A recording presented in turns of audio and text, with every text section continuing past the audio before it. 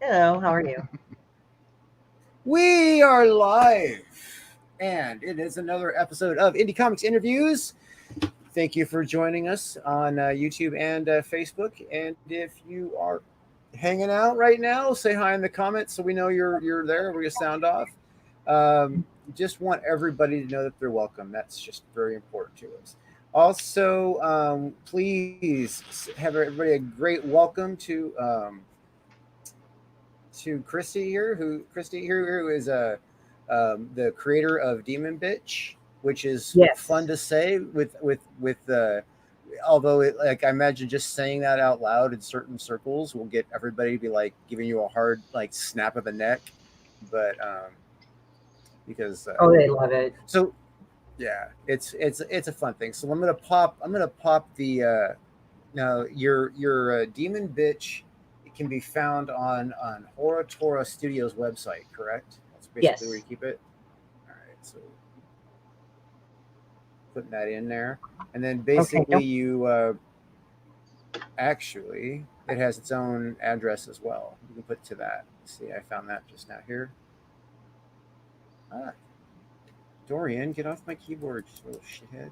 Yeah, my fucking black cat is doing this shit too, which is annoying.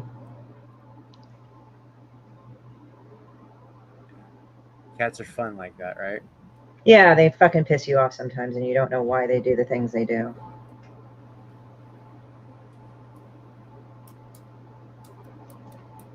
Okay. Okay. Cool. All right. Oh, how are you? Uh, her fat Demanding ass, your cats. fat ass is like all over the place.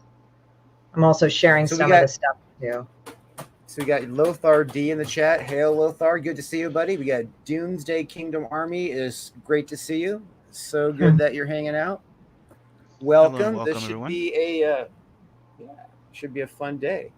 Let's see here. So I'm going to bring up the website here, so we can talk about this webcomic here. So tell us where the idea of Demon Bitch comes from. What I is hate Demon it. Bitch? Where did the idea come from? It was from a lot of girls that I really hated because they were jerks. So I started to make fun of them. And then when they did that, it was like everybody started getting really upset about that and saying like, "Oh my god." But then at first they were like, "Oh, you should let it go. You should let it go." But at the same time, they were kind of like, "Oh my god." And then they began to find it funnier and funnier because they actually ran into girls like that. And aside from occasional chunks of flack, everybody likes it because they just know some chick that was like that. And again, it's like actually geared towards women. But if people go like, oh my god, that means like you hate women. It's like I don't hate women. I just hate some shitty women. Like that's not indicative of all women. If that was indicative of all women, I would fucking like probably kill myself because I'm a woman too. But it's like, hey, come on, let's acknowledge the fact that toxic femininity as well as toxic masculinity exist, and they're both extremely destructive in general, either to the Yeah. gender itself or all in between. You know what? I tend to make an argument that without the toxic extremes, we don't appreciate the balance. We don't Hmm. Yeah, appreciate things in the normal. You know what I mean? So we need to have the absolute most fucked up, evil, horrible, nasty, disgusting. Yeah. Those the people that are the horrible killers, the horrible. I mean, they have to exist so that we can appreciate the stuff that might seem humdrum. Yeah, it's more oh about yeah, balance. Yeah, definitely. So, how long have you been doing the Demon Bitch? I would say I was doing it since probably 2016. How ironically, I think 2016, 2017. I just decided to draw Demon Bitch because it was like I really didn't like a few girls. Some of them were ex friends, and they were ex friends for a reason.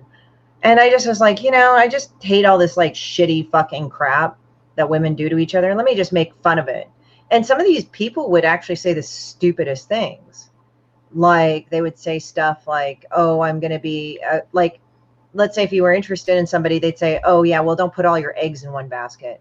Or like if you're just talking to somebody that you potentially would want a relationship with, and then they just would say shitty, mean, little racist things, or they say shitty, mean, little things about the person you liked, and you're like, what the fuck is this? Or then say, well, let me tell you how to go and have advice, and it's like, wait a minute, you go through a gauntlet of dick every day, and you always bitch about how crappy it is. So why am I listening to you? A gauntlet of dick. Yeah, it's a gauntlet of shitty dick, basically. It's like, it. and again, I mean, if that's what you want to do, hey, fine, but don't try to make me miserable if I don't share your goals. So there you go. Yeah, that's a fucking funny visual. I'm just saying. It's just Yeah, well, a lot of my so friends are guys too, so we say all sorts of weird shit to each other. But I have a lot of friends that are girls too that are really cool. right. Well, I would hope so. I mean, because Yeah. like if everybody just hated you or something, that would be terrible. So Yeah, well, no, those just people were just particularly hateful. I found out. yeah, that there's a lot of those just people who just like to hate. A lot of people would rather be afraid and rather be hateful. I don't understand that. Yeah, But some people just feel more comfortable being hateful and afraid.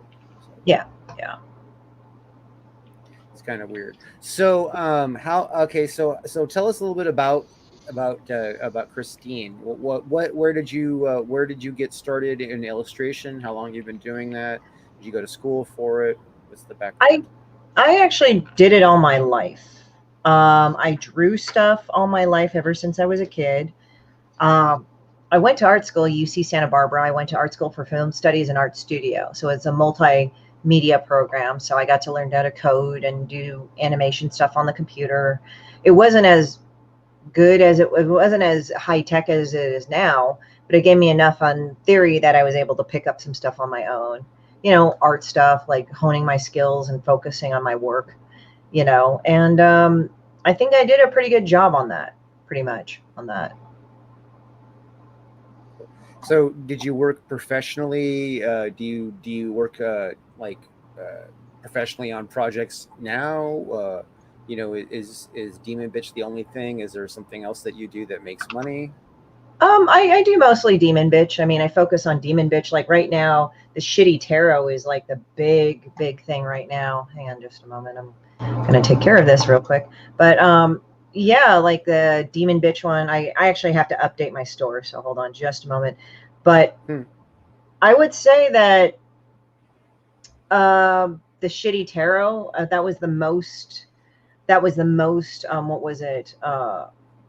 That was the most coolest thing that was the most recent thing, and people really like it, and it's a Lenormand style deck. And hold on. But yeah. So your character is the subject in tarot themed cards, or are they just regular enough cards to be tarot cards?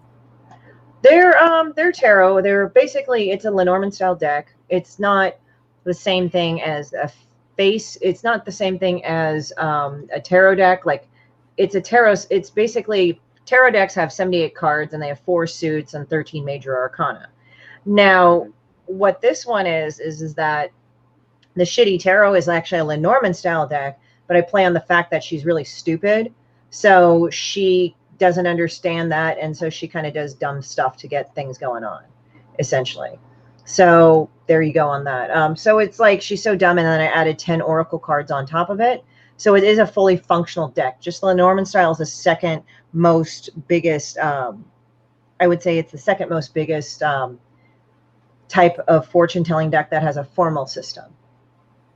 Okay. Or a formal set. So because Lenormand has like 36 cards and it has like, progression, but they're slightly different. Like there's the sun and the moon, but there's other things that are different, like the rider and all this other stuff, and the man and the woman and things like that. Okay. I've always been confused. Like I never studied tarot enough to know like where all the like suits change and whatever. I do know that there's like the King of Cups and the that kind of stuff. And then there's like the Lovers, which is its own individual card and that kind of stuff. But yeah. Yeah, Lenormand is different. Lenormand does have those allegories, but it's not like Judgment and all that. Doesn't have it. It has literally like 36 cards.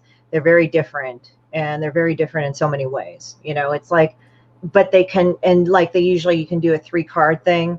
But when I study card readers online, they sometimes can mix the two together.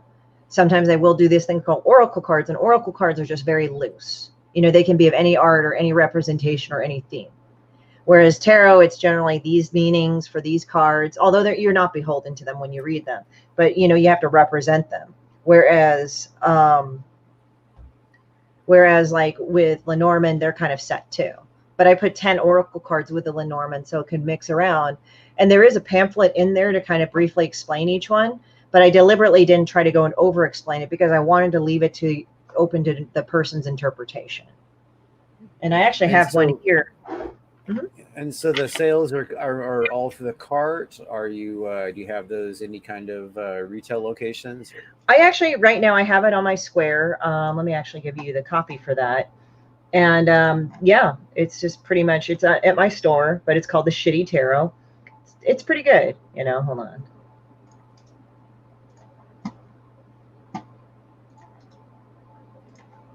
So while you're doing that, Pop says, "Hey Drew, hey Sim." I'm sure he means you too.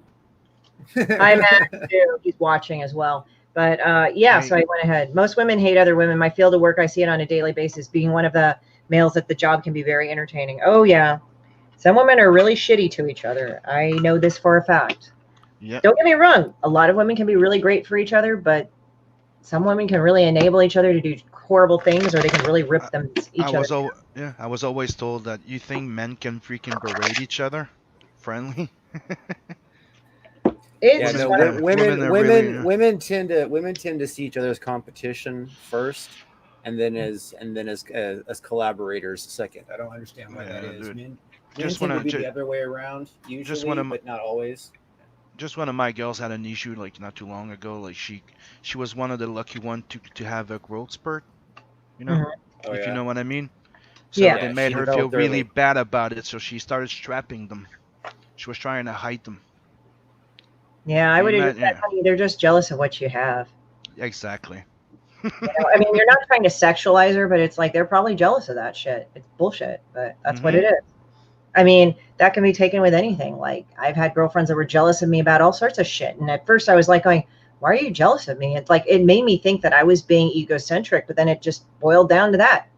Yeah, but she draws real good. She's an artist, and yeah, she had that growth spurt. So they were on her for a while back. She was wondering why they hated her so much, and we had a nice discussion with her, and she got past it.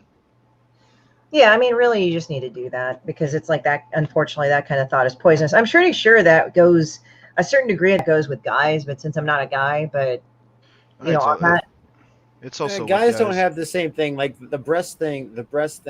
I understand that almost basically most girls go with either they're jealous of a girl who developed early, or you know what I mean. They are the girl that developed early, or they're a girl that got like I remember in high school, one girl really had issues because she was severely lopsided, and everybody called her Lopsy. You know what I mean? And she was really embarrassed by it, and so she started stuffing so people didn't know. And then one day like the stuffing came out like it was showing, and then you know what I mean. So like she really got harassed a lot. Then there was like but I don't know. Guys don't have anything related to that. Like we don't have like maybe like when we were in junior high school, like if we get caught with a boner or something, maybe. I don't know. No, we'll laugh at somebody that has this. No, we'll laugh at the small one, but we don't laugh at the big ones. Right? Yeah, right. Well, it's kind of similar then, right? Yeah, no, but I mean, you do the same. Like the girls will laugh at a girl that has no breasts, right? But they'll try and discriminate somebody that has the big ones. Well, we don't do that. Yeah, I mean, for me, it's like a girl has to be a real asshole to me for me to even want to say anything about her. Mm-hmm. As I said, I just like usually walk away, but it's like a lot of the times if a woman or anybody who's being a real asshole, then I just decide to go and kind of fuck with them because it's just like, I don't give a shit like what you feel because it's like, you obviously didn't care about my feelings. What I answer to her is like, there will always be assholes. And usually the person that's being an asshole is because it helps that person feel better. Yeah. Yeah. about Yeah, I mean, it's not about you. Yeah, it's about you, but you didn't do anything wrong. Chris shows up. He's all, "What degeneracy did I walk into?" And you missed the true. You missed it. There's more to come probably, but you missed the good degeneracy. Oh yeah, we were just talking about dicks and boobies and shit. Oh yeah, and I put up the store too in the chat, private chat, so it's ready for you to throw out there. All right, let me grab that. Mm-hmm. The degeneracy you walked into. You walked into something. Demon bitch, demon bitch, demon bitch.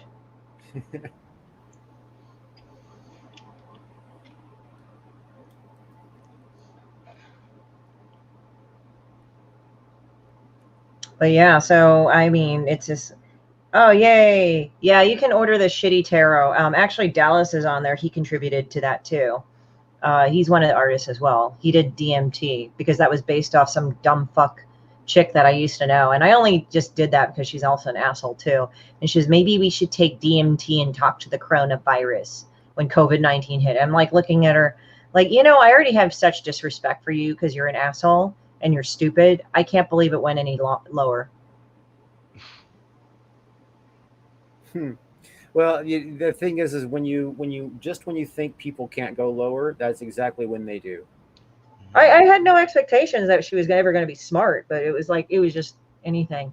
So yeah, this is one of the things, the dusty face masks. Okay, so what's this here? The dusty face masks? Yeah. They're very breathable. You can walk around and you can just have it around your head. And if you got a big noggin like me, they actually work real well. And after the pandemic, you can go and use them to mop up cat piss or some shit. It's great. They're bandanas. Sweet. So what's on it? It's got the maybe we should take DMT and talk to the coronavirus. Like that. And then there's sketches of demon bitch being sick and throwing up. Probably she was overdosing. And then you see the little coronaviruses everywhere with a grin. Huh. Yeah. So that would piss off a mother or two. How awesome. Yeah, and to be honest, it's like it's also great because it's like good if you can just kind of keep it with your shit and then just like take it out if you ever forget your mask. So you can go inside a store and stuff. Yeah. And you actually can find it pretty easily. Yeah, that's the one thing about like California weather, especially with all the smoke. I had it was really bad yesterday. It was really bad today. It was extra bad today, but it was really bad yesterday.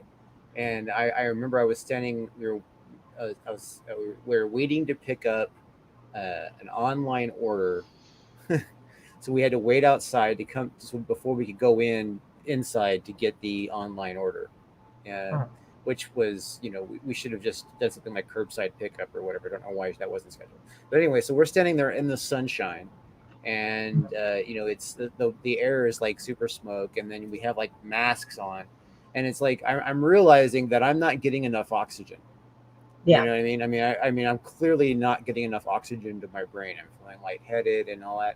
I'm like, people are probably getting heat stroke and dying, just because of the combination of everything going on, Yeah.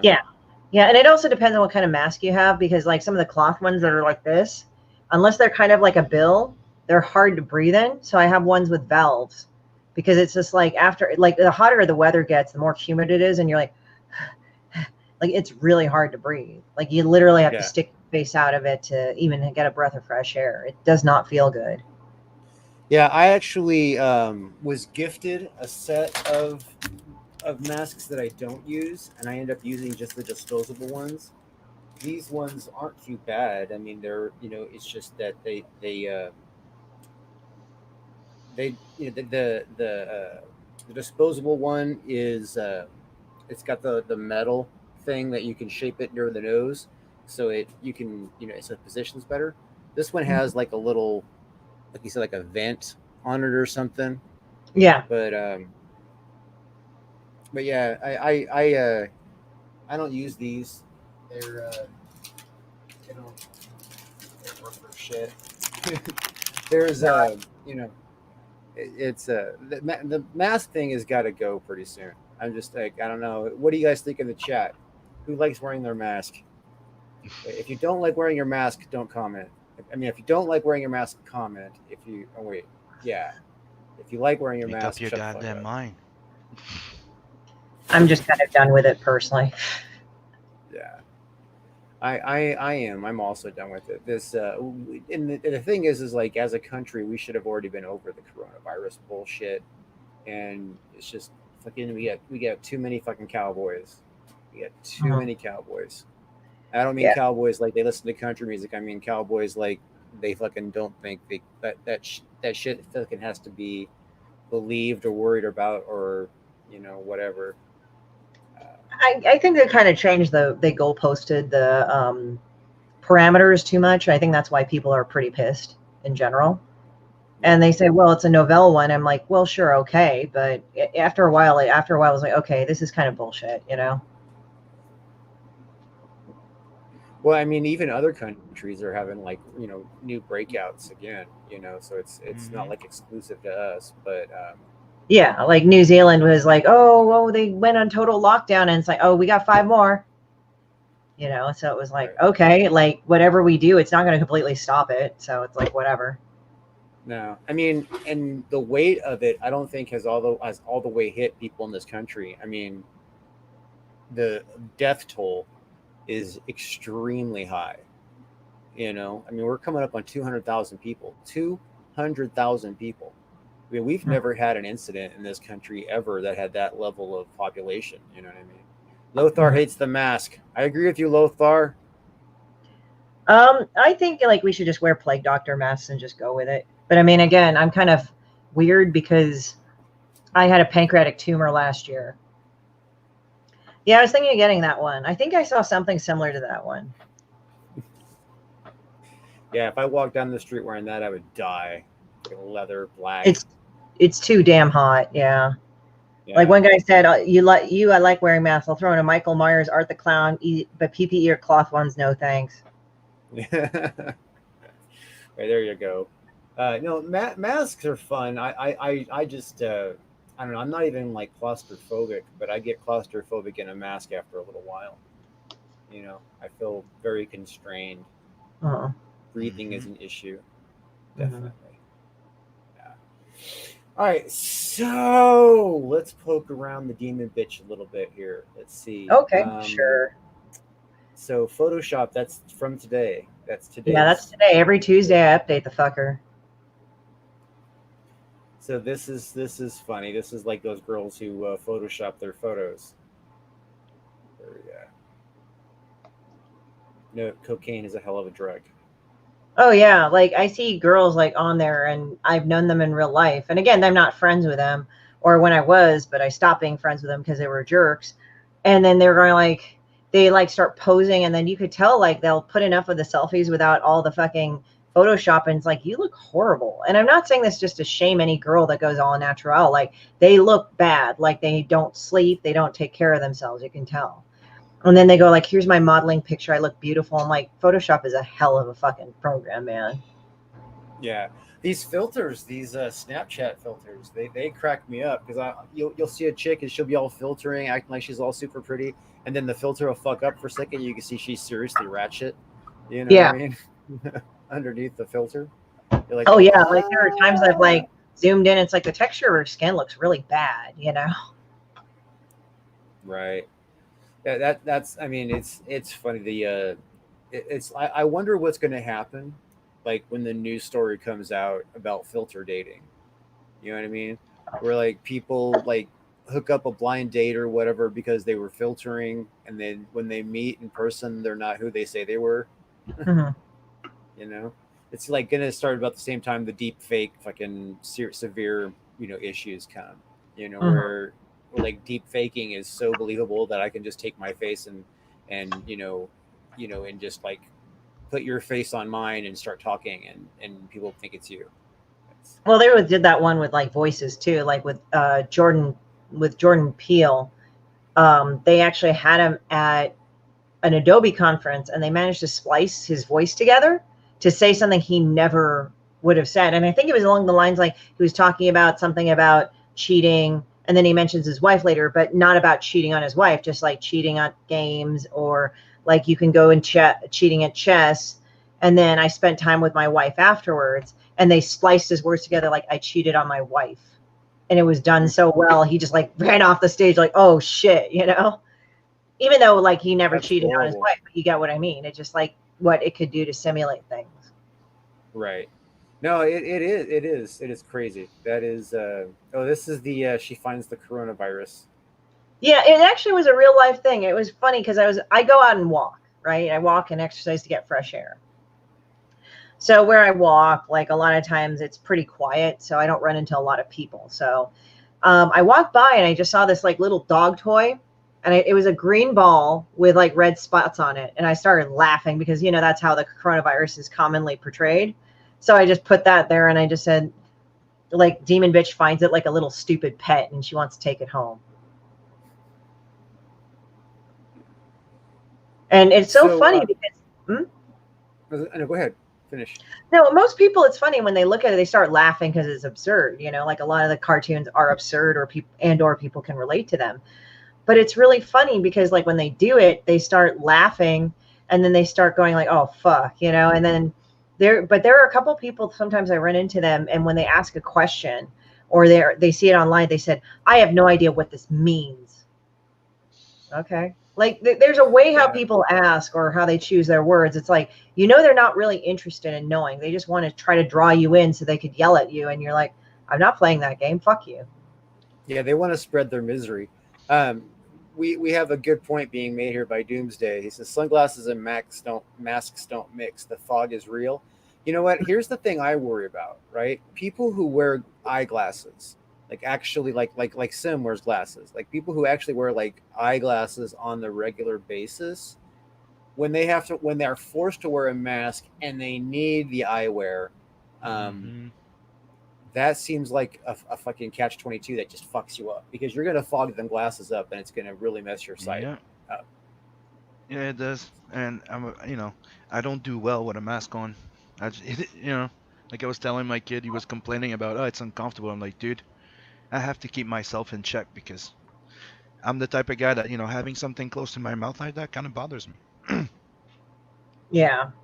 Yeah. I mean, for me, it's like, it's kind of one of those things, like I only start feeling claustrophobic because it's like, if it's a colder weather, I can have the straight cloth mask. But if it's like warmer weather, I'll need to have some sort of breathing apparatus to have fresh air circulating, or else I really cannot breathe very well. So. Yeah. I don't know how the ninjas did it. I'm just say, I don't know. It's all in the nose, and it's as long as your nose is free, doesn't feel like the same block like as your mouth, because it's all about your nose, right? That's why the waterboard thing works so well. It's also psychological because like the cloth mask, I felt like it was kind of waterboarding me in a way. When it got more hot and more humid, I really felt like I was being waterboarded. Like, oh fuck, Yeah, it's like you're inhaling the moisture and like all this. Yeah, it's like you can't breathe through the cloth or something. That's how you feel. Yeah, I actually have breathing issues naturally. I'm not exactly sure. Like, it's never been diagnosed by a doctor, but my best guess is because I've broke my nose so many times that my nasal passages are just not like normal sized. But like if I get too much, like super high anxiety, or my blood pressure rises too much, I won't be able to breathe through my nose. It will actually like swell up in there or something, and just like I will be able to get some air through, but it's so little that I feel as if I'm going to suffocate. It's that feeling of drowning. Even like I could open my mouth and breathe, no problem. You know what I mean? But I can't breathe through my nose. It's like that feeling of suffocation, and so it's like. Yeah, I have allergies, so I can understand that as well. Yeah, I wish I could blame it on allergies, because then I could take something for it. Yeah. The only thing that works for it is like I'll have to sit up so the blood leaves my head, and then I'll have to make sure I got plenty of water, so that, because really bad dehydration will do it to me too. I got to make sure I got plenty of water, and then I just got to sit there and calm down because it's usually like some kind of like blood pressure or anxiety thing. And then once I calm down long enough, it goes away. Oh wait, George came and went. George Gattis. He's a friend of ours. Okay. Hangs out with us regularly in the show. There is George. Hey, George. Greetings. Hey, George. My camera is not working, so I have to use my icon. What's usually he has a drawing of the Blue Muppet there, versus an icon, an avatar of the Blue Muppet. So, oh, he fell out again. It might be the connection. You knocked yourself out, George?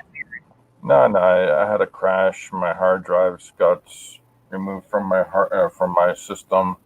Had to reboot. I guess I forgot to check my camera.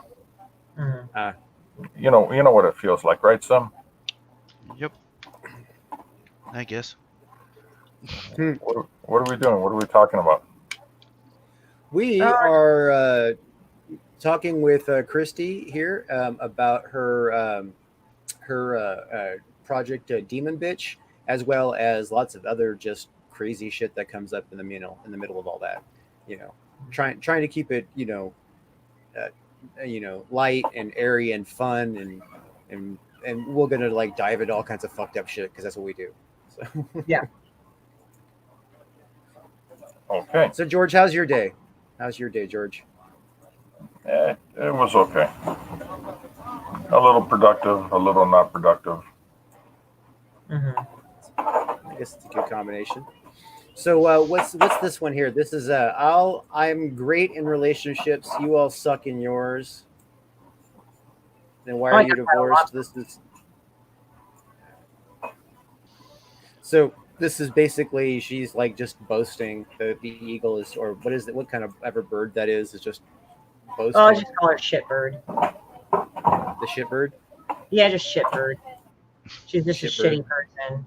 And she always goes like, my ass, my ass, my ass. It's the best thing ever. And it's like one thing to be proud about your body, but some of the women that I ran into that would brag like that, they would also cut down other people. Oh, look at her ass. It's not as good as mine. I'm like, why do you need to cut her down? She didn't do anything to you, you know? It's like, it's brag about their ass being star platinum or whatever body part, and you look at it, it's like, it's not even perfect by anybody's standards. It actually looks like it's full of termites or some shit. Yeah, usually those who cut down others don't feel as though their platform is elevated enough. So yeah, that's why they got to knock everybody else down. Yeah, it's kind of funny because this person would actually accuse her ex of doing that, and it sounded like that person's ex was a douchebag, but it's like, half of that's got to be you. Like, I've run into a lot of girls that do that when they continue bagging on their ex, and it's like, okay, like, when are you going to let it go? Like, but then they're the first ones to tell me to let it go when my relationship doesn't work out. Like when it just happens, I'm really upset, and they say, oh, well, you should just get over it. I'm like, what the fuck? And then it's like, you clearly didn't fucking get over your shit, I think health-wise, it's mentally healthy-wise, I think it's just good if you go and you go through all the anger and pain and shittiness, just get it out of your system when it first happens. And then you're much better because you're not holding on to all that anger. Like, just admit to yourself you feel that way, and do constructive things about it, Yeah, that's a healthy approach. Yeah. But most people don't bother with being healthy though. They just, they look for that quick fix. Well, they just don't want to feel bad. Yeah. Now this one here, how a demon bitch builds immunity. Taking lots of drugs. Yeah, lots of drugs, licking the sewage, licking piss off the ground, vomiting, eating cockroaches and rat shit. Just being as gross as humanly possible. Well, yeah, that's how you build immunity. Possible.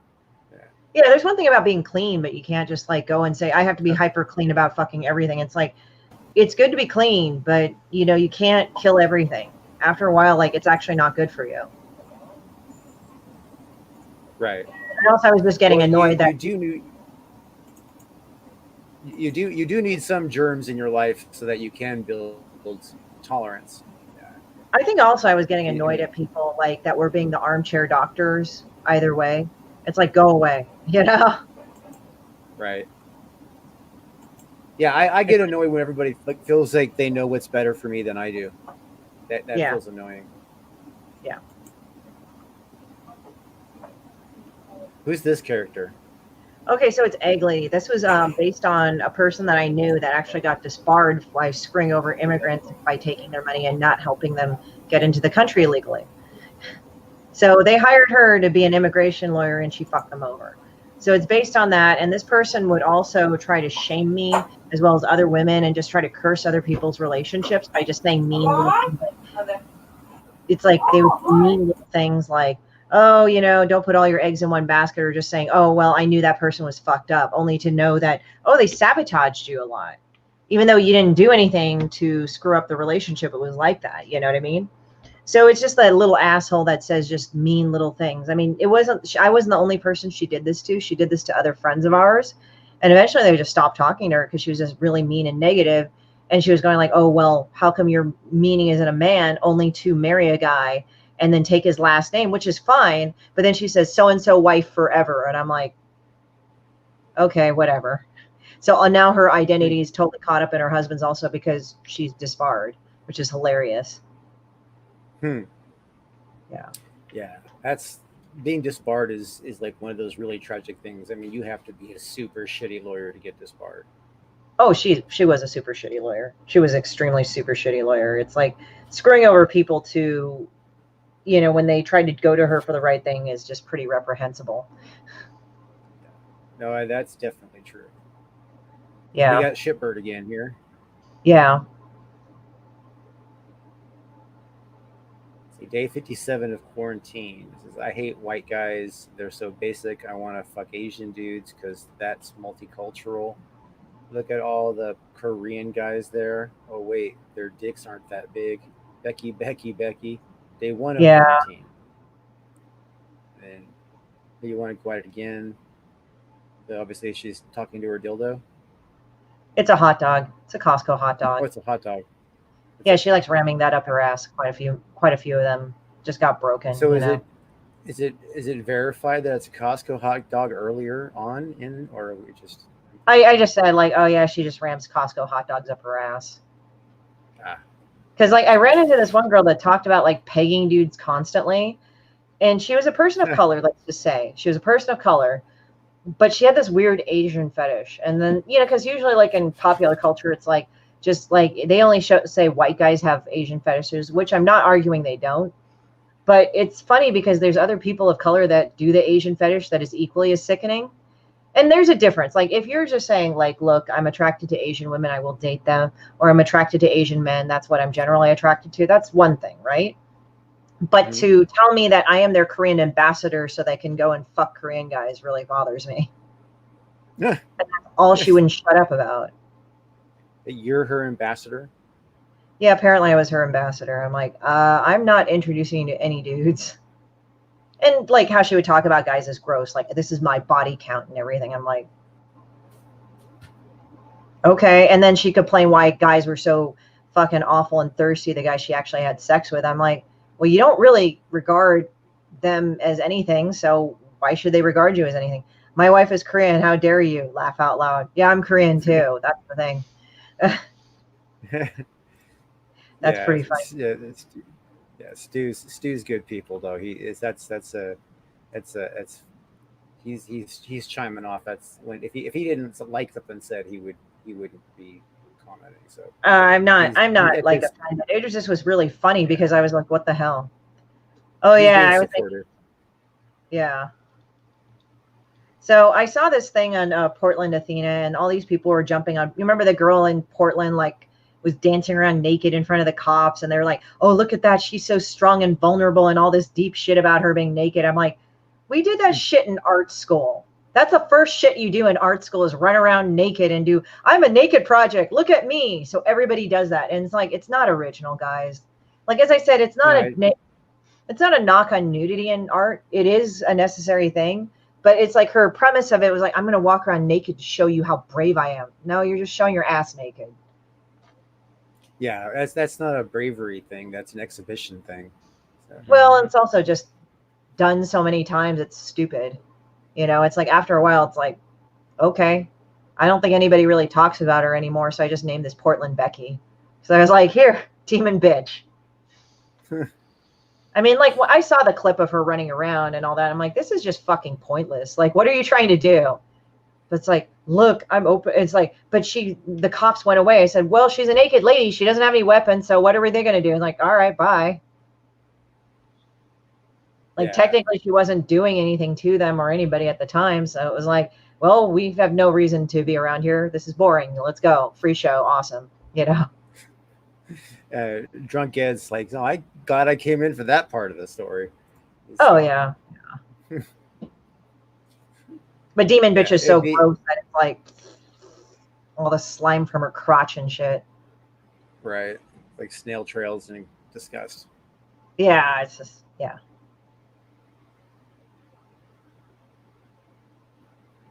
It's funny. They're all nasty. Right. So this shitbird is, I have all the likes on Facebook because I'm cute. I'm cute.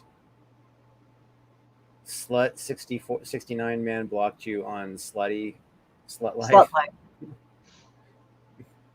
Oh, art style reminds me of Foamy the Squirrel. I guess it is kind of like Foamy in a way, like he just rants all the time. I don't like to rant because there's so many cartoons that do that anyway, and I don't know if I really like them that much, It's kind of dumb after a while. So I was like, I'll just do it this way. I'm not familiar with Foamy the Squirrel. Foamy, I didn't watch everything of Foamy, but Foamy was an animated series on Newgrounds back in the day. And he would just start ranting and raving about what pissed him off. And, what pissed him off. And then he'd go on and on and on about it, and he'd like end up like, I think hurting, like slamming the person's head into the ground or throwing shit at them or something that he was ranting at. I mean, it was funny after a while. It was like almost like 15, 20 years ago, but I mean, Foamy's funny. It was funny up to a point, but I didn't really get into it, that much. But yeah, there were people that bragged about being on all sorts of shit like FetLife and all that. And, you can have all sorts of things like that. Like FetLife is fetish life pretty much and everything.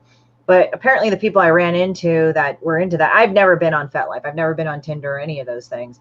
I just am one of these interested observers that somehow everybody has to tell me their sex life about. And so they just end up telling me all these fucking weird, crazy stories off FetLife and shit. And I'm like, I mean, I have friends in the bondage and domination scene. I know people that are polyamorous and all that. I myself am not in those things, but it's just funny to just sit here and just listen to people that talk about it. Because you meet all kinds. Like, there are people that actually are into it, but they're actually really pretty responsible about it. Then there are the fuckery ones that are just do all sorts of weird shit. Yeah, I often wonder if people get into that because of like the shock value element of it, and then they like, and then it becomes a competition with other people who like the shock value element. So it's like, who can out shock the others? It gets really pointless, to be honest. It's like you do what you do, and besides, I know the people that were serious into it. When you started bragging about stuff like that, what would end up happening is that you'd end up like to the people that actually did it, you would just come off as a poser to them. It's one thing about talking about what you do, but when you start bragging about how many people you plugged and shit like that, it's like a lot of people are kind of like, you're not legit, Yeah. Well, I mean, does it matter if you're legit unless you're like trying to hook up with that person? It's like there's a way to do it, It's like if you want to hook up with that person, just be yourself, That way, it's like if you guys get in a relationship, at least it's based on truth, or you just know not to be with that person. Well, if a girl goes around talking about how she likes to peg guys, I know I don't want to be with her. That's easy. Yeah, I mean, there you go. That's. I mean, it's like that's great. You want to peg guys, but that's not something I do. Yeah, she should wear a shirt and advertise, warn the male population. I knew a person that did that too. She was like, I pegged guys and I did this, and it was like really like she kind of got like off on it in a way that kind of seemed rapey actually. Like I know that it's a thing, but it's just how she talked about it. It was like kind of just treating guys like a piece of meat.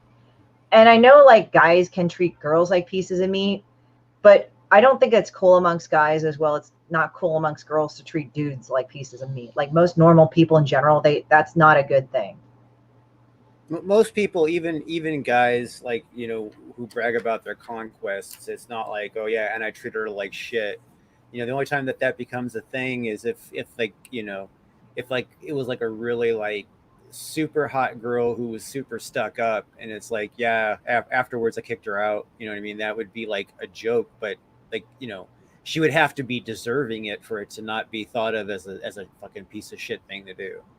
Yeah, like I think that's the thing. It's like, and some girls like would talk about like, oh, I take a guy home and I kick him out and stuff. It's like, okay, like after the thing, why do you?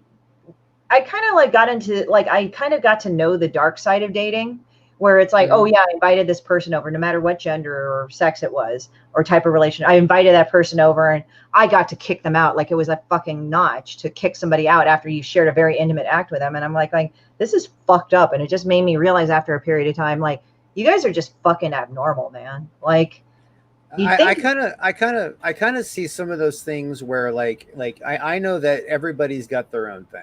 You know what I mean? Yeah. But when with someone like, like someone goes too far to announce something or to remind you of something or to point something out that's not socially acceptable, I kind of feel as though they're like trying to compensate.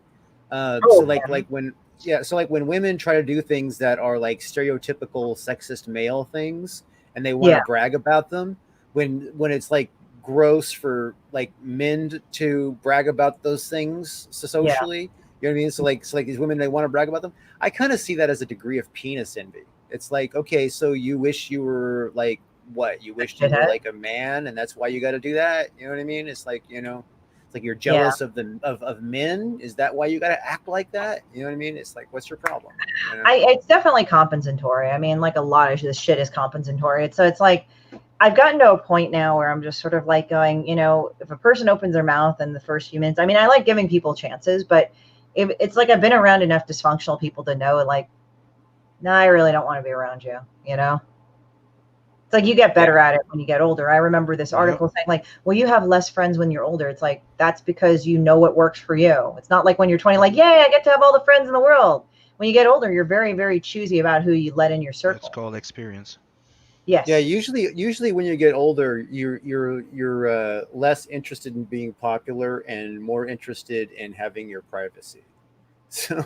Or just being around supportive people, like, or good people.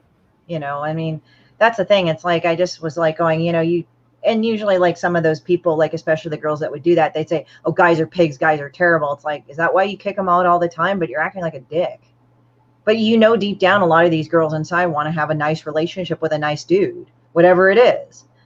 And it's like, you don't get a nice relationship if you treat a person like shit, Yeah, it depends on the type of guy you go for too. Well, even like bondage and domination or sub and dom relationships, they're not like that at all. Like there's a certain level of consent and there's a certain level of communication. There's a certain level of, reciprocity there. And even though it's like, oh, well, some of it's debasing and stuff, but it's like, but they know where they can go. It's not like they're just treating each other like shit just for the sake of it. Right. So it's hard. I mean, I probably sound like I'm oversimplifying. And as I said, I've never been in those type of relationships, but I have enough friends that at least like I can see in the external or how they talk about it. It's like, it's an actual, communication thing. It's a trust thing too. Like they have to trust. Yeah. I have heard all kinds of different approaches and I would say that it's one of the things I do a lot less. I used to ask people why a lot. I used to ask them why. I'd want to understand why they wanted things a certain way. Because to me, that shit seemed stupid. It didn't make sense. You know what I mean? So I didn't tell them this seems stupid. You know what I mean? But I'd be like, okay, why do you want that? Like first, like in like large degrees of stuff, like people who would have those gauges in their ears and they would just get them bigger and bigger and bigger. They'd stretch their earlobes out. I'd be like, why? Why do you want that? Why do you want a stretched out earlobe? You know what I mean? People that get their face all tatted up and tattooed and they're like in their early 20s or whatever. I'm like, why? You do realize you're going to be 80 someday. You're going to be like 40 and probably need a job. You know what I mean? It's like, it's like these things. And I want to understand why these people do what they do. And then usually the people like that don't take much offense. But when people make bad relationship choices or really bad, like, emotional life choices, and you ask them why, they get really offended, like severely offended. Or they go like, "Oh, that you sounded judgy," and you're like, "You're not even talking about being judgmental. Like, you just said, oh yeah, okay, cool," and then they say you sound judgy, and I'm like, "No, it's okay, cool." Yeah, it's like they lay their heart out, and then you respond with a whatever, and then they're like, "You're judging me." I'm like, "No, this is me not giving a shit." Yeah, I don't really care. Like, you want to do it, fine. I'm not into that, and I think it's kind of fucked up. But it's like, you do what you want to do. That's what being an adult is. Exactly. I'm not here to tell anybody else how to live their life. I really don't care how people live their lives personally, as long as they don't hurt other people. I so much don't want. I don't. Not only do I not care about how people want to live their lives, is I really care about not knowing how they live their lives. I mean, really, don't tell me. You know what I mean? It's like I really don't want to know. Yeah, right. So she's all, "Hey, demon bitch, how's it going?" "Oh, hey, how's it going? Just saw you yesterday." "Hey, girl. Hey, here, why don't you get the fuck out of my way so you can properly talk to her?" That would have been more honest. I'm. So is demon bitch like a dude in this one, or? No, this is when it's kind of funny because sometimes when I've, given the comment out, or like if I've kind of, because I mean, from what I understood, like, it's kind of funny, like when you tend to get more popular, right? You get they're talking past her from the beginning. That's the whole point. I get that. Yeah, they're talking past her because it's like when you get more popular, you kind of see more people kind of act a certain way to you, whether they're higher up on the popularity rung or they're not, So what I've been noticing is, like, as Demon Bitch kind of gets more notoriety and stuff, I see different kinds of people. Like, there's some people that start talking to me that never bothered to talk to me because I wasn't good enough, quote unquote. But more often than not, it's funny because some of the people that are a little higher up, like, I'll just try to have a friendly conversation with them, either in an interview or something. Like, I'm not interviewing them, but we're part of a panel. And I've run into a couple of times where it's like I talk to them, but it's like in their face, they're like, "Oh, I don't really want to talk to you. You're not popular like me," kind of thing. Or in comments, like, I understand people, like, on Facebook, sometimes it's hard to kind of follow comments, or there's really nothing to say in response. But there are times like when you put up a comment and then they kind of talk over you. And it's like, fuck you, dude. It's like, you can be polite. You can be not fake, It's like, you can be pleasant. There is no skin off your ass to do it. You don't need to talk to me for extended long periods of time. I'm not asking you to acknowledge my existence. It's just that, out of just complete, like, what is it? Complete, how shall I say, complete niceness, you could actually acknowledge me, or you could actually say, and I know I sound like I'm totally being hypocritical, but I'm just like going, if you say hi to me, you seem like a regular person. You're not there to kind of take something from me or be weird or fucked up. If you say hi to me, I can say, "Oh, hi. I'm just being kind back," or I'm being pleasant back. There is no skin off your back to being pleasant to some people. Right. But kind of like the Mean Girls thing. Right. Yeah, kind of. And I've gotten to a point where I'm just like, when people do that to me, I'm like, okay, I'll remember that. And I don't say anything. I don't say anything because I'm just like, I'll remember that. And the thing is that what I learned, and you have cats, as people have seen, what I like about cats is that if you don't pay attention to them, they'll try to go and get your attention. But after a while, they'll be like, okay, we're done. Bye. Right. So it's like, if you're clamoring for my attention, it's like, you're bothering me, leave me alone. So it's kind of like what I like about except for my cats, if you're not giving them attention when they demand it, they'll like get in your face, they'll claw you, they'll nibble on you. But I mean, the thing is, they know that you'll do it eventually. Right. But it's just, for me, it's like when people are kind of like not giving me the, I don't want to say the attention I deserve, but they're not acknowledging me as a person for whatever reason. Like, as I said, we don't have to be in the same, we can be in the same room. And if we're at a party or a gathering, we don't need to really talk to each other. It's fine. I don't need to really interact with that person online. But if I'm being cordial, that's horrid manners if you don't at least talk back to the person or be friendly. Right.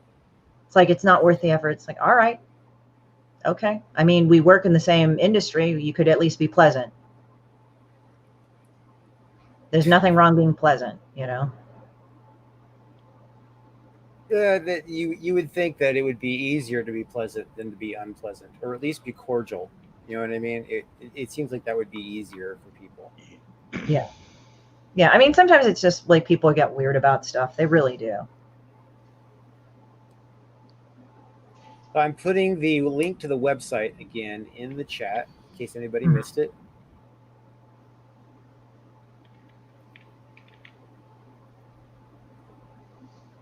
And then let's see here.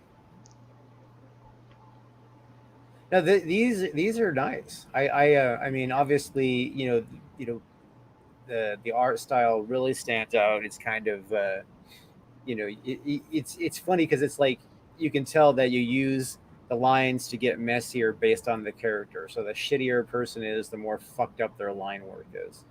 Oh yeah, like I just draw it like I'm just like hitting them with a hammer or something. But it's just like I just don't, all the anger and hatred I have towards this person is just spewed out.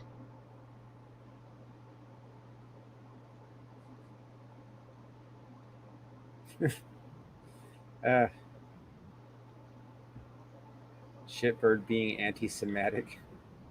Oh yeah. Because I ran into one girl that would just fucking scream Becky, Becky, Becky all the time. Becky, Becky, Becky, Becky, Becky, Becky. It's like, after a while, it's like, I understand the term Becky and Karen, but you're saying it such rapid fire and saying it all the fucking time. I really don't want to hear you anymore. Like, do you have anything else in your vocabulary? And this person would go, or I've met girls that like really hyper focused on another woman who really wasn't doing shit to them. And they were just like going, you know, Becky, Becky, Becky, me, me, me, me, me, Becky, Becky, Becky, Becky, Becky, Becky, that girl is stupid. Becky, Becky, Becky. Yeah. You know, it's funny how like people learn to seek attention. You know what I mean? Like some people will do it, learn to seek attention by trying to be the best them they can be. You know what I mean? And then there's people that'll do the exact opposite by trying to seek attention by being the worst them they can be. Yeah, but some people just like to get you pissed. Some people, that's how they get their jollies. I'm sorry, but the person that keeps poking at you doesn't want you to go ha ha ha ha ha ha ha. He wants you to get pissed, and when you get pissed, he wins. That's what he wants. It's you to unless lose you your break his face. I mean, just people used to try to get me pissed off because I can lose my temper. That's the thing. It's like I'm one of those kids growing up that, you know, no matter how hard I tried, I wouldn't be able to like just laugh shit off forever. You know, like if they came at me, I would fucking snap, and then I wouldn't be the one that just snapped and like screamed and yelled and sat all frumpy in class. You know, like they would expect. I was the one that snapped and jumped on them and hammered on their faces and ended up going to the office and maybe even arrested. So, and then they would come at me again later, which I didn't understand. Not the same dudes. Never came at me again twice, but yeah. Well, I mean, it's just kind of like, yeah, it's kind of like one of those things like where people kind of go and they start giving, I think they just kind of want to goad you. It's weird. I've run into people too that goad you until you fucking punch them in the face. Yeah. Figuratively or literally. And then once you do, they actually respect you, or they want to push it again because it kind of makes them feel alive, which is weird. There's like many different personality archetypes. Like there are times where like some people, they just want to keep poking you until you do that, and you could just go and cut them off. I'm guilty of snapping and hitting. And it's like one of those things that I don't like about myself. It's not like I brag about it. It's, you know, like, ooh, I'll fucking knock you out. It's like, no, usually when someone starts, going at me, I'll be like, I'll start laying the warning. I'll be like, look, dude, as fun and all that is, if you keep, edging me, you may snap off, and I may do something I regret. So why don't you please stop? And that's like the one time I'll say it, you know what I mean? And then if it keeps coming, it keeps coming, it keeps coming, and then I might do a heavy sigh or two, and then it's like I'll see red. I'll have to either leave the situation or I will have to hit somebody. Yeah, right. I mean, it's just, there's a thing called escalation, and just for me, I'm just like, I don't really want to deal with you. Go away. Yeah, but sometimes they don't go away. Yeah, and then you make them go away. And sometimes, yeah, you do have to slug them. And people go like, oh, we were advocating violence. I said, look, if a person is not leaving you alone, that's harassment. I advocate violence. I don't advocate all forms of violence, but I definitely advocate violence. I think that if we didn't have violence, people would like for instance, let's demonstrate an exact. You're talking about fear of the consequences. Yeah, there's no violence on the internet, right? There's no actual physical violence on the internet. Nobody's fucking getting punched for the shit that they say. Now, if you had to face somebody when you commented on their shit, the comments would be different. Not because you had to look in their eye, but because they could reach you. Yeah, it's just more of like, when people start commenting to me online and they're saying stupid, shitty things, it's like, whatever. But then there are people that are going like, oh, I had no idea that blah, blah, blah. I said, well, that's why I'm telling you. It's like, I'm in the middle of something. I don't understand why this is like, I think some people get all like weird and squirrely, like you're screaming at them when all you said, hey, I'm busy right now. All you need to do is just be secure in what you're doing. Like, I know that a lot of women and men, but a lot of people like are raised to kind of explain themselves. And I'm all about explaining yourself to a point or being clear. But sometimes it's like you're already clear enough. And sometimes the people go like, oh, and I'm like, it's like I can answer a couple of short things, but it's like I'm in the middle of something. Oh, I'm so sorry. I know my dad. I'm like, that's why I'm informing you. It's not that big of a deal. I'm not really getting mad. It's just when they start overreacting, they're just like going, oh my God, oh my God, oh my. I'm like, okay, I need you to be away from me, Because like usually if I'm asking somebody something or engaging with them and they say, hey, I'm busy. I say, oh, I'm sorry. I'll talk to you later. Just let me know. That puts you in a better position of strength rather than just being all this squirrely fuck. And it's like, please stop, It's annoying for everybody. Yeah, you know what? I think I never look at things as a position of strength or weakness, or like there were a lot of those books that that I had to read, when I was first getting into management in business stuff before I ended up working for myself. All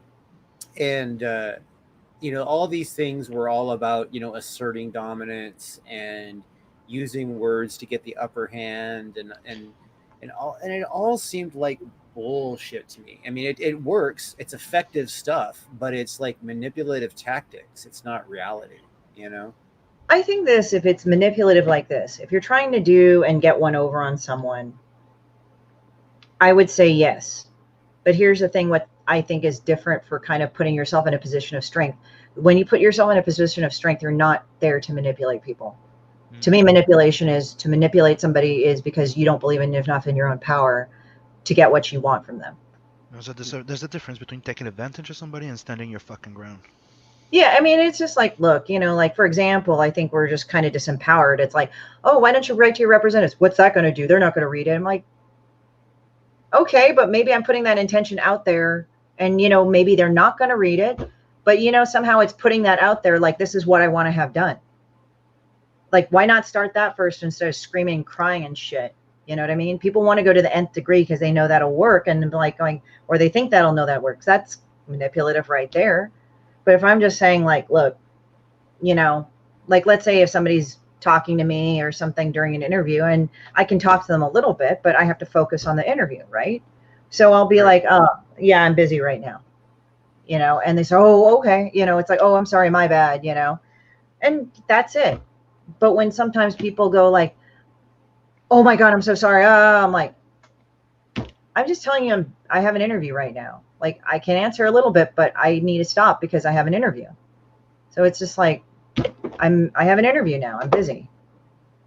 That's all it is.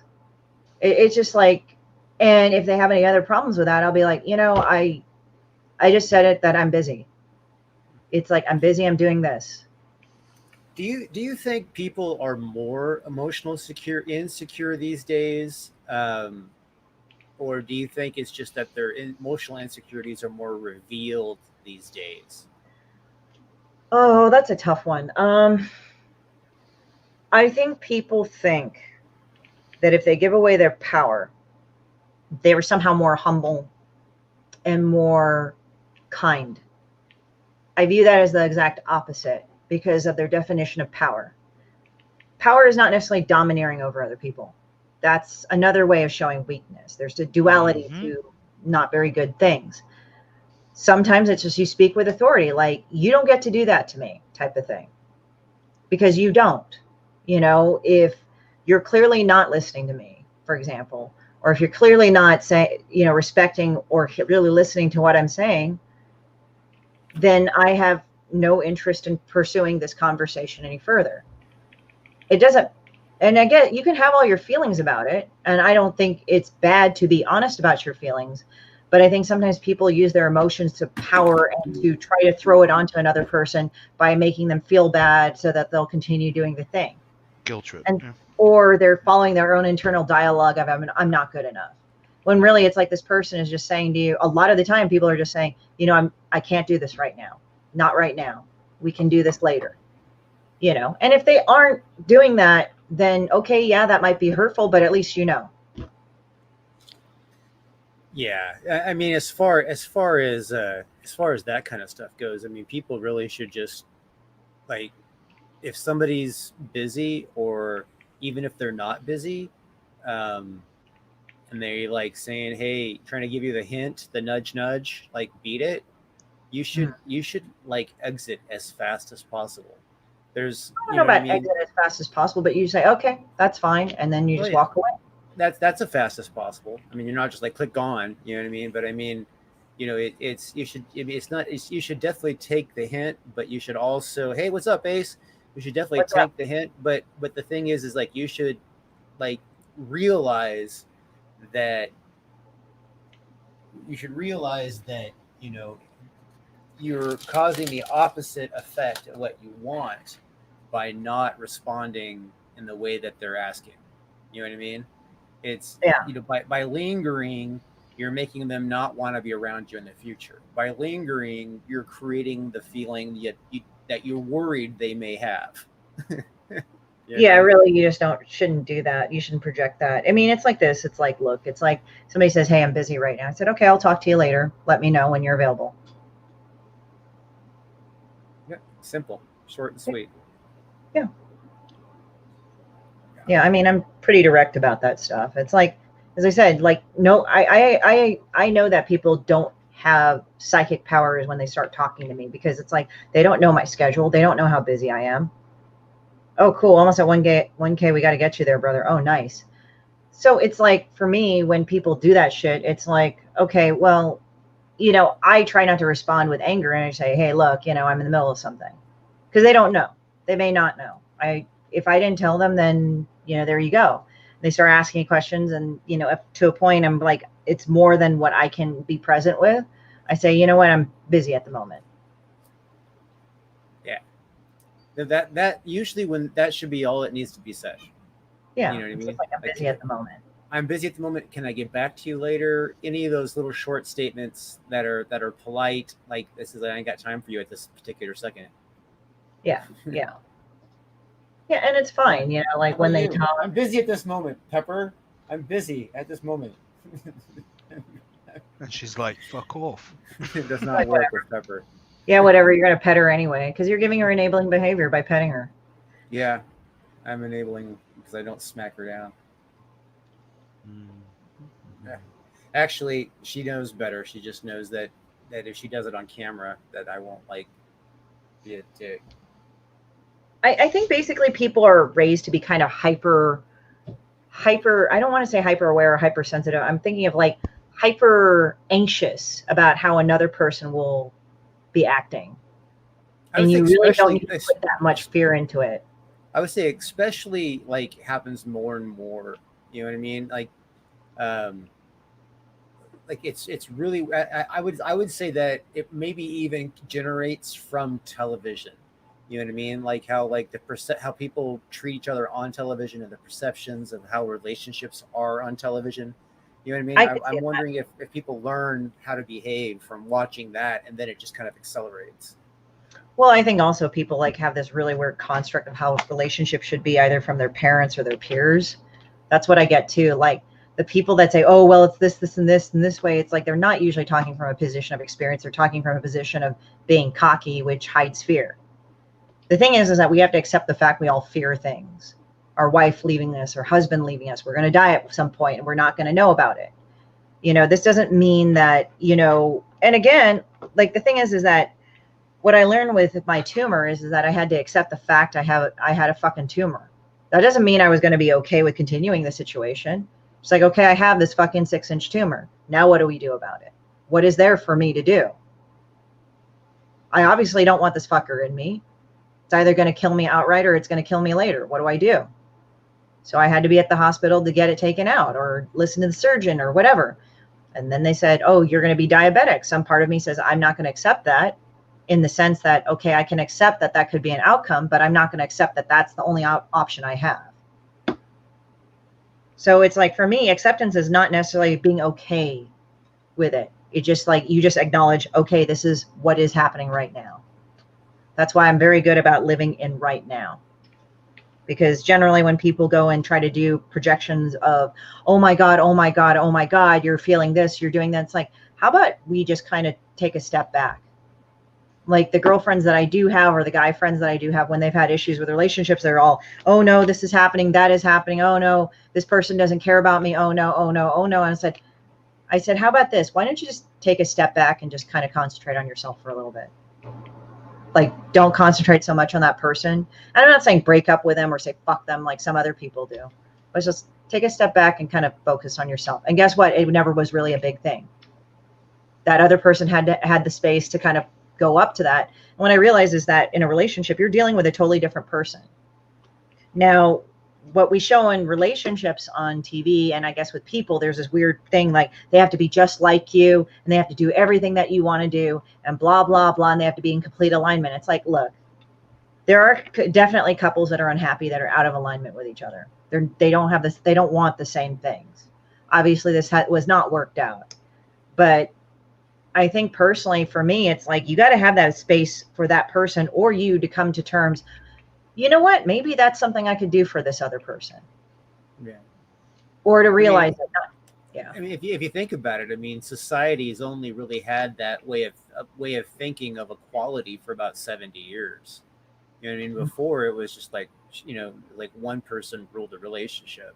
Now it's like shared, or when one person rules a relationship, it becomes like a, well, a bad thing. Well, so I also say this. I argue about this whole thing about gender and relationships, or the gender roles. And this is not saying we should go backwards or whatever. It is what it is. Back in the day, men acted a certain way, women acted a certain way. There was a codified way of how they courted each other. That way you knew exactly the person's intentions, certain what stuff you would wear, to certain gestures, to certain phrases, or certain things that they would do to say, I am interested in courting you, or I want to marry you. Now it's changed. It's more individualistic. We have to own up to that. We have to accept that. Right. And I don't think we have to be aware. We have to be aware that with change, everything changes. It's not like it. Yeah. It's not like it's, because it's like it doesn't get better with change. It just alters, because the universe has balance, right? So like these things get better, but to balance these things that got better, these things over here get worse. Well, it's like this. It's like, well, I want a relationship with a man that like will understand me and stuff. But if you never talk to the guy, how's that going to happen?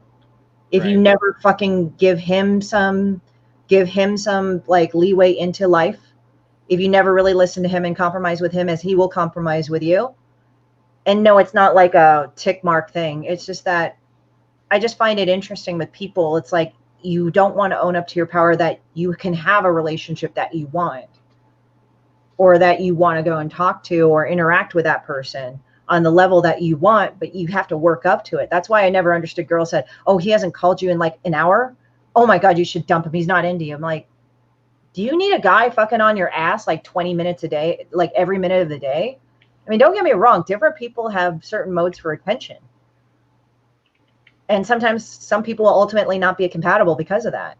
For me, it's like, yeah, I want a constant partnership. I do want that. But it's like, there are times I want my space, and I'll be understanding if he needs his space for a little bit too. Like I'm going to hang out with my friends. Okay, cool. I'm going to hang out with my friends. You need to do that every so often.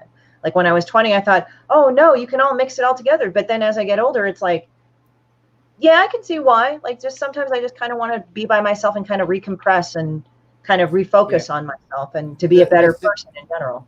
The success to that maneuver is making sure that you take your time, but you still make the other person feel as though they're a priority. Yeah, I mean, you got to do it. And, you know, people go on extremes. It's like I was talking to one of my friends. It was like a very binary mode of thinking. It's like, oh, we got to be together all the fucking time to, oh, yeah, we'll just talk whenever. There's like this totally binary set where it's like there's no middle ground. And I'm beginning to get annoyed by that shit. You know, it's like, oh, we're either all going to die or we're all going to live. And like, stop. That's not reality. We are all going to die eventually.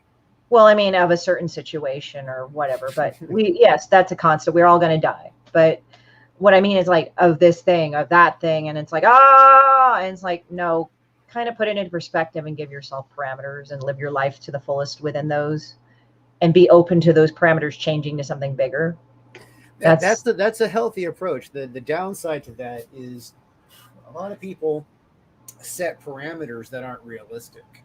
And because of their unrealistic parameters, their unrealistic goals, their unrealistic dreams, their unrealistic desires, their fantasy of what they think a perfect life should be, they have trouble finding happiness because the unobtainable, the unreal is unobtainable and unreal. There's one thing that would knock that all down. You have to be true to yourself. You have to be really honest about what you want, not what everybody else pressures you to do or whatever. That's up to you to find out. That's why it's like some of my friends, we were talking and she says, yeah, Christy, it's like, you don't kind of like, you don't go out of your way to like I give advice to people, but I don't give it on advice for myself. I really listen to the person. And then I kind of think, but I always give advice in this way, not like you have to follow my train of thought, but I present a train of thought like, well, okay, what would you think about this? Maybe you should try to do this. Maybe you should think about, okay, well, this is coming from this perspective, that perspective. That's a lot. Now, I'm not saying that what you want is irrelevant or dumb or insignificant, but perhaps think of a way, I want to get what I want. This is ultimately what I want. How can I go to get there? Like, okay, I want the relationship with this person. I want them to be more communicative with me. How do I get there? I want to be very clear and honest about what I want. Now, people are discouraged because it's like, oh, you're going to force them to do what they're not. No, maybe what it is, it puts your mindset in a way like, I want these things from this person, but maybe I can observe the person's behavior better to get what I want, but in a way that's not coercive. Because coercive, you're just blindly pushing into one method standard and you're being manipulative and you're lying and all this other shit. When sometimes what you need to do to study the person's behavior is like, okay, so this person responds to this. This person responds to how I talk to him this way. This person responds of how I act to him this way. This person responds to this. So it's kind of tailoring your lexicon to fit their lexicon of talking to their lexicon of listening or observing. I find that more respectful, and vice versa. It is a more logical approach to it. The problem is that when you're dealing with matters of the heart, very rarely the people involved are logical. Yep. Yeah, it's funny how I am just like anybody else. I'm really good at analyzing somebody else's picture. You know what I mean? Like I can see this going on, I can see where that's going to lead, and I can see this happening over here. But then I turn the camera at myself, and analyzing the picture doesn't work the same because how I feel and how it looks like I feel aren't the same. Hmm. Yeah. Yeah. So that's all I'm saying is that for me, I do believe that it's a harder thing to do because people are taught, well, if he loved me, he would do this. It's like, he may very well love you and he may want to go do the thing. I'm just speaking from my experience. Mm-hmm.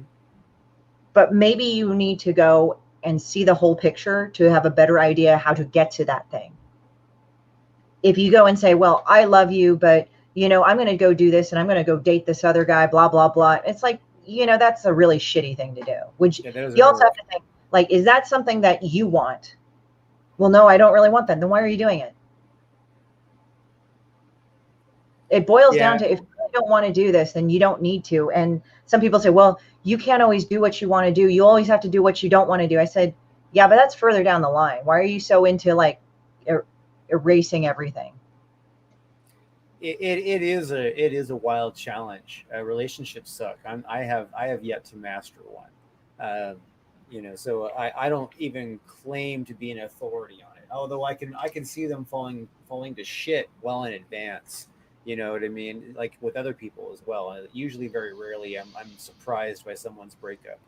But the thing that about relationships that I think that is the key is that everybody should realize that if you're serious about somebody else, they're not just a piece of ass, they're not just miss right now. You know what I mean? There's somebody you think that you want to maybe grow old with. You have to put their happiness priority over yours.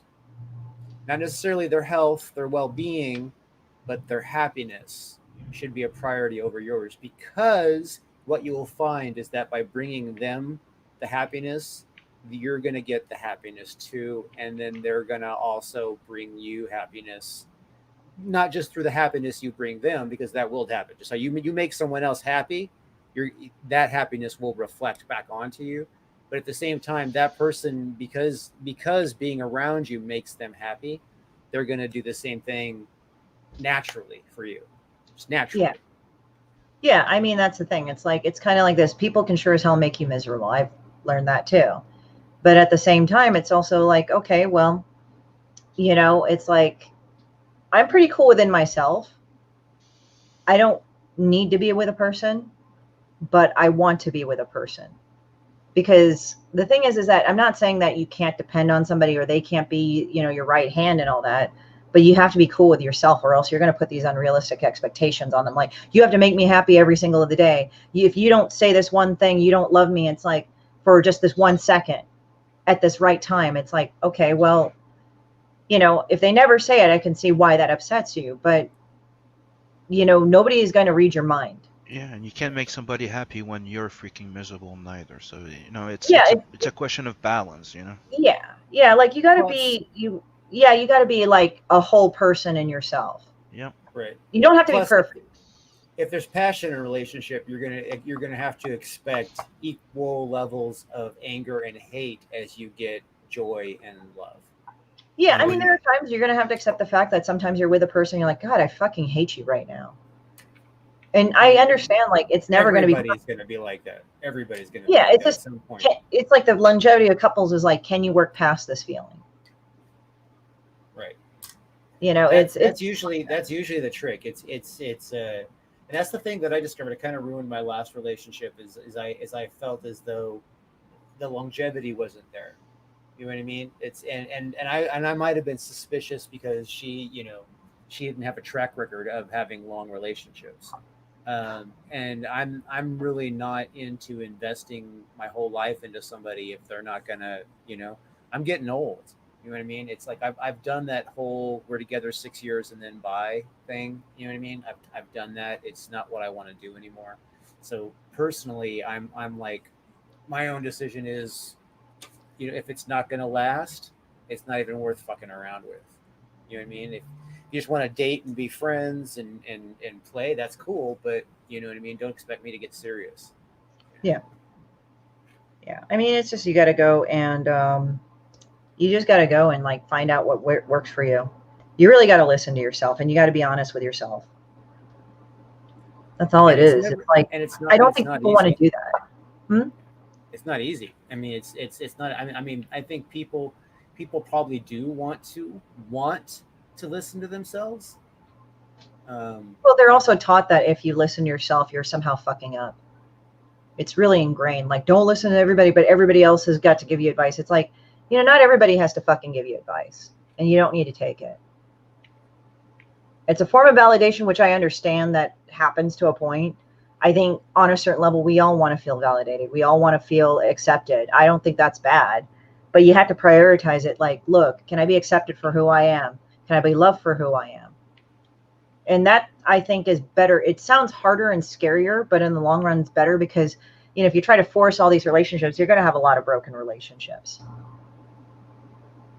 Like, I had one, I think one of my parents kept asking me, like, are you going to go out on dates and stuff? And I said to her, look, I actually, the thing is that I don't really go out on a bunch of dates with people because I don't really want to waste my time. It's like, if I really like somebody, I will.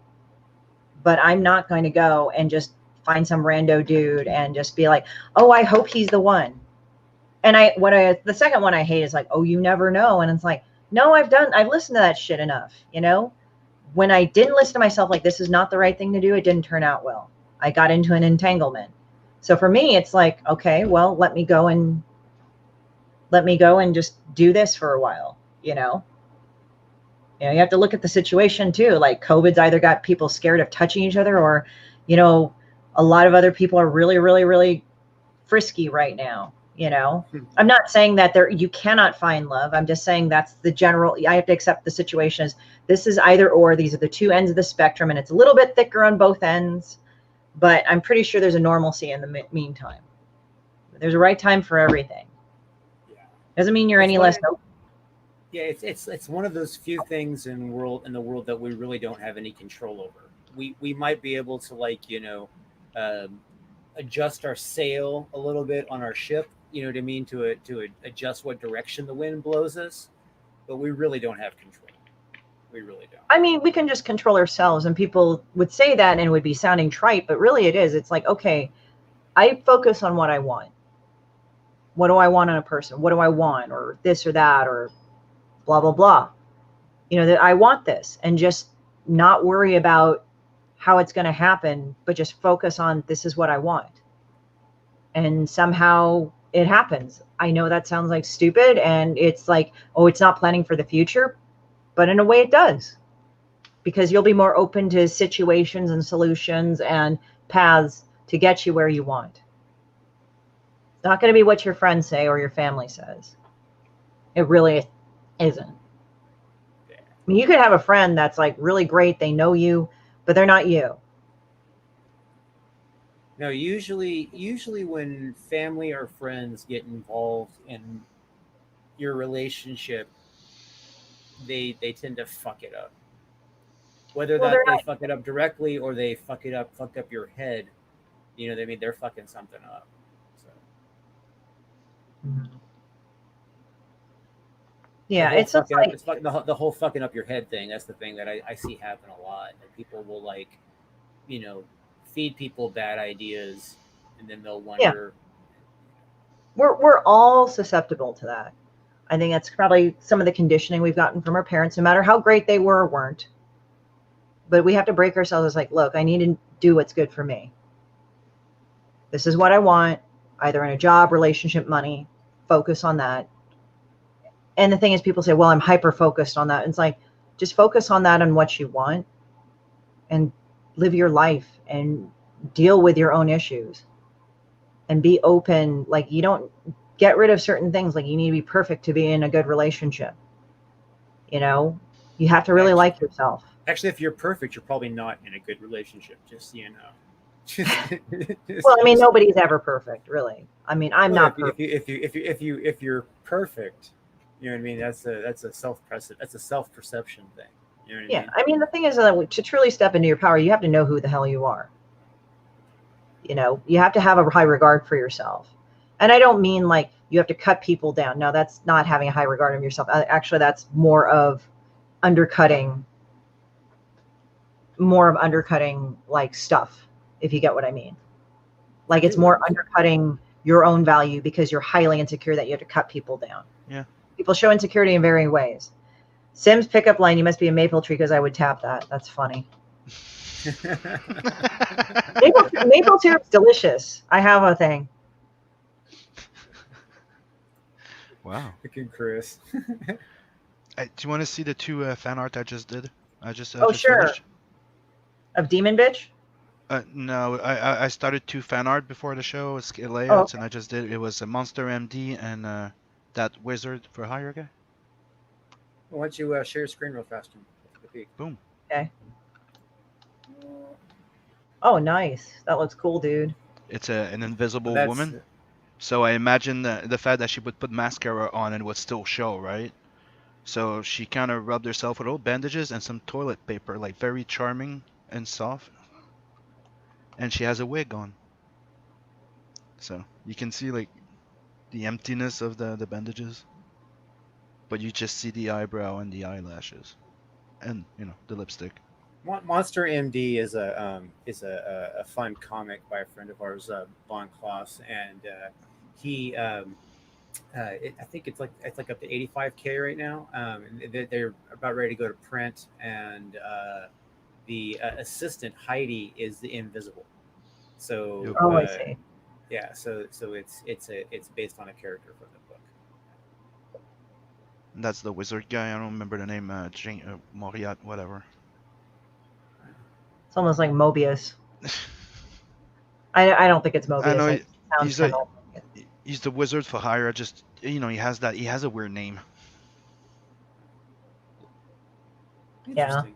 I get a little Doctor Strange vibe. Mm-hmm. Yeah. So based on that change up, why don't we go ahead and call this a show tonight? Christie, thank you so much for coming and hanging out with us and giving us some insight on Demon Bitch, and thank you. And we'll definitely have you back. We'll have some larger panels and some crazy fun nights and stuff like that, and we'll definitely throw you out the invite and stuff like that. Yeah, definitely throw me out an invite. I'd be totally down. It's like sometimes I'm kind of weird in the way that like I'm gregarious, but at the same time there are times it's like, because I do 1-2 comic talk and then I do stuff with Pops and I do my own show. Sometimes it's just like need a I've had weeks where I've gone every day, like 1 or 2 shows. I'm like, well, this is too much. You know what I mean? Yeah, you think it's weird, like it's an hour out of your day, but then it's like, oh my God, I feel like I kind of worked out my brain and everything, and you're just like, yeah. It's weird how it's not like completely effortless. Although when I'm a guest, it's easier than when I'm hosting. I know that when I'm hosting, it's even more work for me. But when I'm a guest on someone else's show, I can crack a drink and I can just be like the chaos. It's like right. So yeah, it's like you're just drinking. Like it's kind of weird now because it's also kind of muggy in my room, my office. Because even though it's not that hot, it's actually the heat wave ended abruptly. So it's like, I think 86, which isn't that bad. But this office is on the 2nd floor. So it's kind of a pain in the ass because you're like, and it's the side that gets the sun a lot. Have you thought about putting what do they call it? What do they call those things that they hang out? They're like sun blocks. Oh, blackout curtains or something? No, they stick out from the window. I want to say easel, but that's the wrong word. That's where you put paintings on. This is senility kicking in right here. I tell you. Oh, it's I think eaves, but I live in an HOA. Oh, okay. So I can't really exactly like put that addition on my house. I know what you mean, like eaves or something, right? Or an awning. But I can't do that. That's the word I was trying for. Awning is the word I was going for. That was slipping my mind. It's just it's hot. But yeah, like where I live, it's like the houses have to be uniform on the outside, so I can't really be like, oh yeah, sure. I can't quite do that. I have found an awning will eliminate a lot of like sun heat, like a lot. Yeah. Because most of that is actually like the temperature that's generated on the surface of everything. You know what I mean? So it's, when the sun hits it. It's like, anyway, everybody who's here still, thank you so much for coming to and hanging out in the chat and getting to know Christie here a little bit, and we hope to see you again soon. And we're gonna say goodbye, and we will talk to you all soon. Everybody have a blessed and wonderful day, and keep out there making trouble, because that's what life's about. Yeah, and follow me on social media. It's on the top row of my website, and feel free to like Demon Bitch and subscribe to it. And if you want to get stuff at the store, feel free. Yeah, and the links in the chat there, so everybody go get that.